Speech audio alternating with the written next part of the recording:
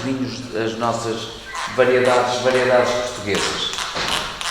Temos muitas, de grande qualidade, e temos que aproveitar aquilo que é nosso. Claro. Não é? Para sermos diferentes. Sim. Não vale a pena estarmos a usar um Cabernet Sauvignon ou um Chardonnay, porque temos... Isso é uma das características de Portugal e um pouco da Itália também, não é? Sim, que usam as também, castas... mas em Portugal, não sei, em Itália sei que tem muitas variedades, não sei quantas, mas em Portugal temos, que é o que nos importa, temos mais de 280. 280? Mais de 280 e na região do Douro temos mais de 100. Por isso, todos os nossos vinhos da Sogrado, na região do Douro, usamos exclusivamente, única e exclusivamente, castas portuguesas. Porque assim temos alguma coisa que é nosso, com um caráter particular, com um caráter único. Não posso dizer que seja melhor que um Cabernet Sauvignon ou que um Chardonnay, mas são no mínimo tão bons. E são diferentes. E tem outra coisa diferente que são esses lotes misturados, com castas misturadas. Sim, é uma coisa bem típico do Douro. Os nossos vinhos, genericamente, todos os nossos vinhos na região do Douro são feitos de mistura de variedades. Que já estão no lote, já estão misturadas no lote, não é? Já estão misturados no lote. Aliás, nós começamos a fazer isso já durante a vindima.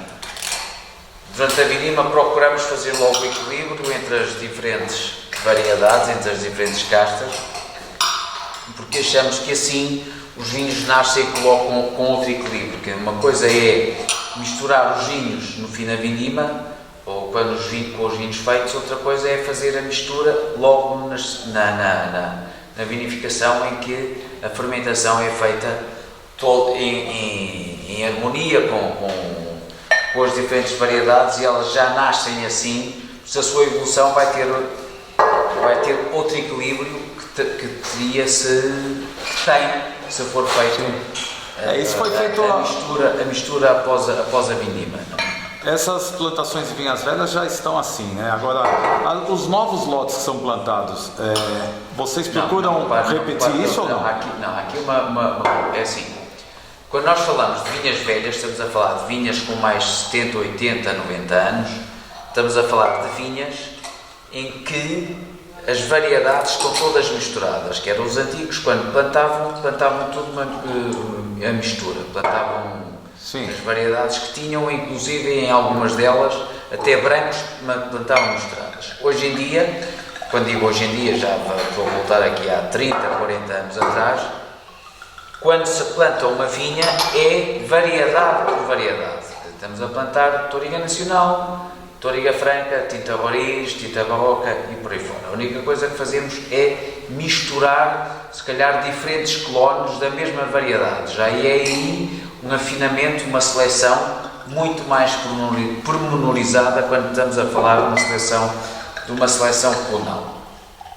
O que eu estou a falar é no momento da vinificação, em que vamos buscar uma vinha em que tem Touriga Nacional e a misturamos com uma vinha que tem Touriga Franca. Isso aí é diferente do que as vinhas estarem todas misturadas no campo, ou na parcela onde nascem, em que aí nas vinhas velhas sim temos as castas misturadas. Hoje em dia não existem muitas vinhas velhas, temos algumas, das quais nós procuramos fazer uns vinhos particulares, mas quando nós chamamos vinhas velhas, estamos a falar de vinhas com mais de 70, 80, 90, 100 anos. É aquilo que aí procuramos fazer alguma coisa específica, mais particular, e um vinho com uma complexidade e uma estrutura diferente. São vinhas que produzem muito pouco e têm um tratamento diferenciado. Nas restantes, estamos a falar em 90% daquilo que existe hoje em dia na região do Douro, que são plantados variedade por variedade, e aí sim, é que na vindima é que já vamos fazer a vinificação misturada, isto é, vamos misturar uma Touriga Franca com uma Touriga Nacional, ou com uma Tinta Roriz, ou com uma Tinta Barroca.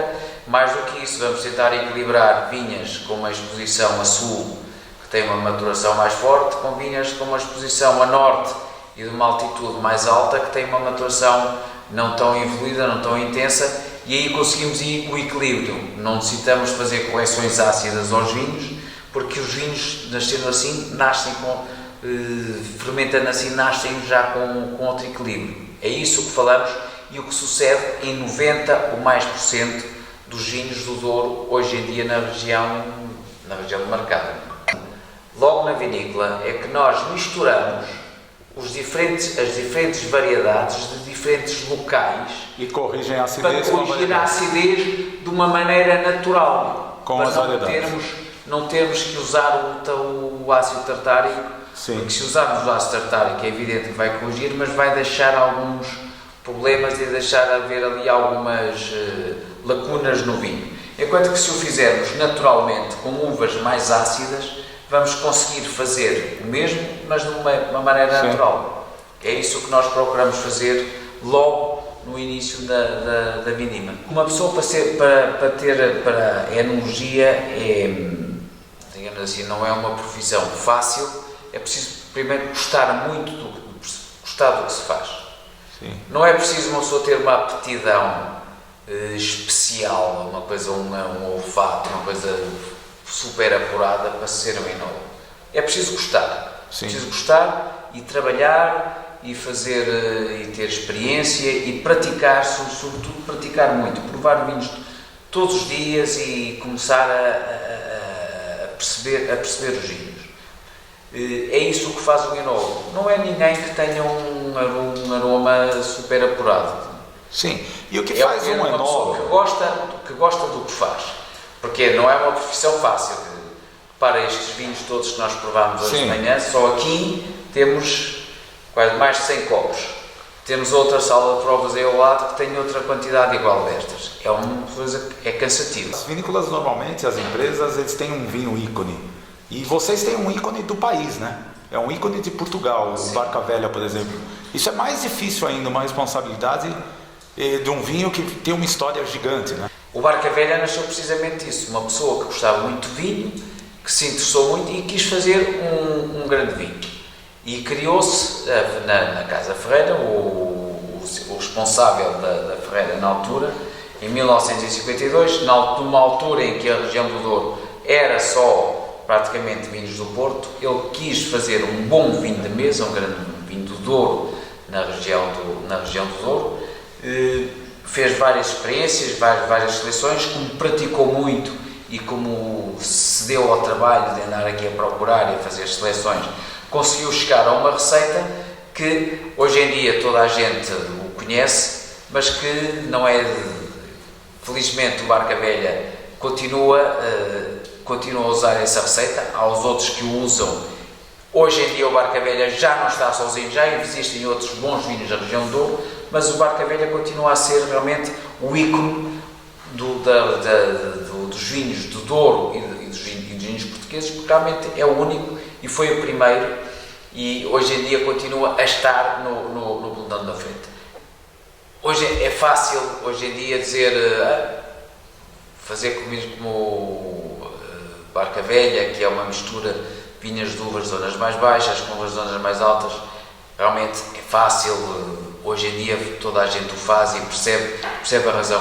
Na altura não era, enfim, os conhecimentos que havia na altura, quem o fez, foi o Sr. Nicolau Almeida, realmente foi um bocado quase como o ovo do Colombo, mas foi porque ele quis trabalhar e gostava daquilo que fazia.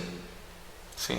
E se ele não gostasse daquilo que fazia, se ele não tivesse interesse e paixão pelo trabalho de vinho, nunca na vida teria feito um vinho como o Barca Velha. Como eu disse, hoje em dia, graças a Deus, continua a ser o ícone dos vinhos portugueses, é o vinho mais famoso. Graças a Deus também, infelizmente, não está sozinho. Em Portugal existem outros vinhos de grande qualidade, porque é isso que faz Portugal começar a ser conhecido como os grandes vinhos. A força dessa marca, ela corre sempre um risco muito grande. Ela mudou de enólogo, acho que 3 vezes, né? Mudou até quintas que saíram e ele continua com a mesma qualidade. Porque ela mudou de enólogo. O que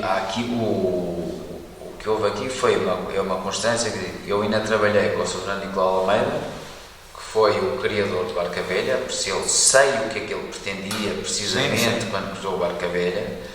Quem lhe sucedeu foi Zé Maria Soares Franco e eu trabalhei com ambos, por isso eu sei o que é o caráter e a filosofia do Barca Velha e vou procurar transmitir a quem trabalha aqui comigo, que está aqui comigo e que também já o percebe. E quando se me acontecer um desastre ou alguma coisa, eu sei que o Barca Velha continua, porque o vinho tem o seu caráter, a sua personalidade, mas as pessoas que aqui trabalham, é uma coisa que há uma preocupação dentro da equipe, é transmitir aquilo que é realmente o caráter e a personalidade, não só do Barca Velha, mas todos os vinhos da Casa Ferreirinha. Sim. Tudo o que é Casa Ferreirinha tem a sua personalidade, o seu caráter próprio.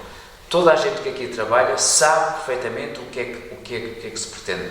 Por isso eu quando já cá não estiver, quem cá ficar sabe perfeitamente o que é a filosofia e o caráter do Barca Velha. Por isso, realmente o Barca Velha teve uma origem numa quinta no Douro Superior. Hoje em dia é feito na Quinta da Leda, mas foi uma coisa que nós, Casa Ferreirinha, nos apercebemos que iria suceder. Foi uma transição suave, não foi uma transição feita de um dia para o outro. Percebemos que realmente que aquilo um dia iria suceder e foi criada,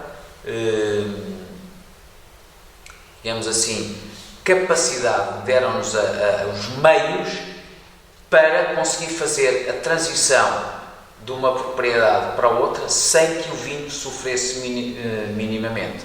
Isso é feito, primeiro, tendo ao alcance, uvas de grande qualidade e, segundo, tendo conhecimento de causa daquilo, o que é que vamos fazer. Por isso, a passagem do Barca Velha de uma zona do Douro Superior, mas relativamente próxima, estamos a falar de cerca de 15 km em linha reta, que foi a mudança para a origem de Barca Velha até à Quinta da Leda, onde ela é feito hoje em dia. Foi uma coisa feita suavemente, periodicamente, não foi um corte radical, foi passando sucessivamente até que chegamos, e hoje em dia é feito única e exclusivamente com uvas da Quinta da Leda.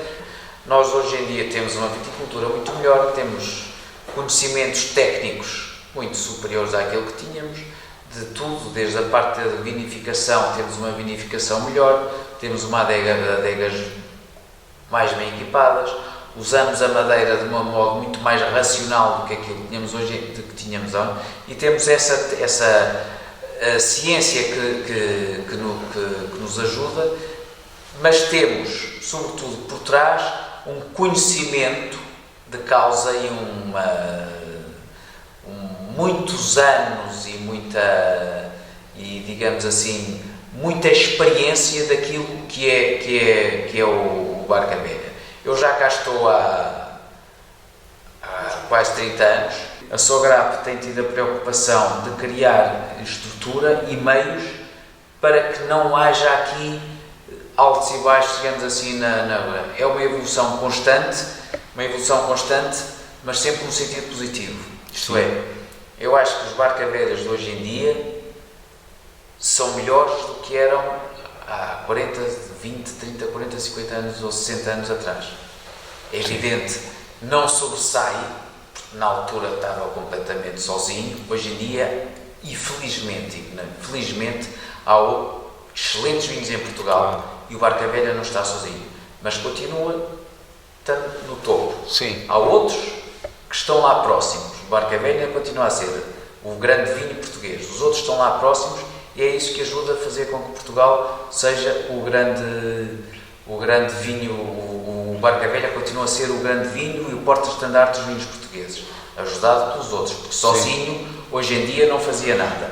Mas sempre numa evolução positiva. Isto é, eu acho, o último Barca Velha que saiu, o 2008, é francamente melhor do que o primeiro que nasceu em 1952 e melhor que os seus antecessores. Por isso há uma preocupação de manter a sua filosofia, manter as suas características e ser fiéis àquilo que o seu criador quis fazer este vinho, que é um vinho de guarda, um vinho para evoluir por muitos e muitos anos em garrafa, mas que se foi adaptando, mantendo todos estes benefícios, foi modernizando e melhorando a sua qualidade. Foi isso que o Barca Velha teve. O Barca Velha é um vinho que, se Deus quiser, vai ficar, quem o faz, os enólogos e os responsáveis vão partir, e o vinho vai ficar aí por muitos e muitos anos.